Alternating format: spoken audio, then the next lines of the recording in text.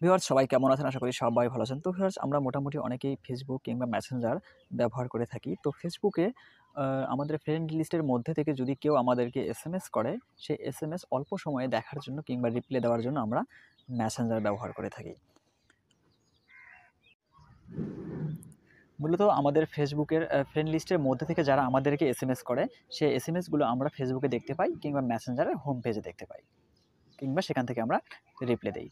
তাছাড়া আমাদের ফেসবুকের ফ্রেন্ড লিস্টের বাহির থেকে যারা আমাদেরকে এসএমএস করে, সেই এসএমএসগুলো কিন্তু আমরা কখনোই দেখতে পাই না। সেটা মেসেঞ্জারে হোক কিংবা ফেসবুকে হোক। কারণ ফেসবুকের বাহিরে থেকে যদি কেউ আমাদেরকে এসএমএস করে, সেই এসএমএসগুলো স্পামিং মেসেজের আন্ডারে চলে যায়। এই কারণে আমরা সেই মেসেজগুলো দেখতে পাই না। তো ভিউয়ার্স আজকের ভিডিওতে দেখাবো কীভাবে সেই মেসেজগুলো আপনারা দেখতে পারবেন এবং সেই মেসেজের কীভাবে রিপ্লাই দেবেন। আজকের ভিডিওতে টোটালি সব কিছু নিয়ে আলোচনা করব। তো ভিউয়ার্স ভিডিওটা দেখার আগে যারা এখনও আমার চ্যানেলটিকে সাবস্ক্রাইব করেনি, তারা নিচে লাল চিহ্ন সাবস্ক্রাইব বাটনে ক্লিক করে চ্যানেলটিকে সাবস্ক্রাইব করে রাখবেন প্রতিদিন নতুন নতুন ভিডিও পাওয়ার জন্য। তো ভিউয়ার্স চলুন ভিডিওটা শুরু করা যাক। তো ভিউয়ার্স শুরুতেই আপনারা মেসেঞ্জার অ্যাপস ওপেন করে নেবেন। মেসেঞ্জার অ্যাপস ওপেন করে নেওয়ার পর আপনার সামনে এরকম একটা মেসেঞ্জার হোম পেজ চলে আসবে। তো এরকম একটা হোম পেজ চলে আসলে আপনারা এখান থেকে দেখতে পারবেন প্রোফাইল যে পিকটা আছে, যে মেসেঞ্জার প্রোফাইল পিক, সেই মেসেঞ্জার প্রোফাইল পিকের উপরে ক্লিক করে দেবেন।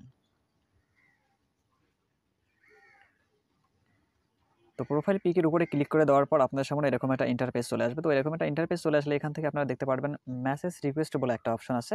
এই মেসেজ রিকোয়েস্ট অপশনে ক্লিক করে দেবেন।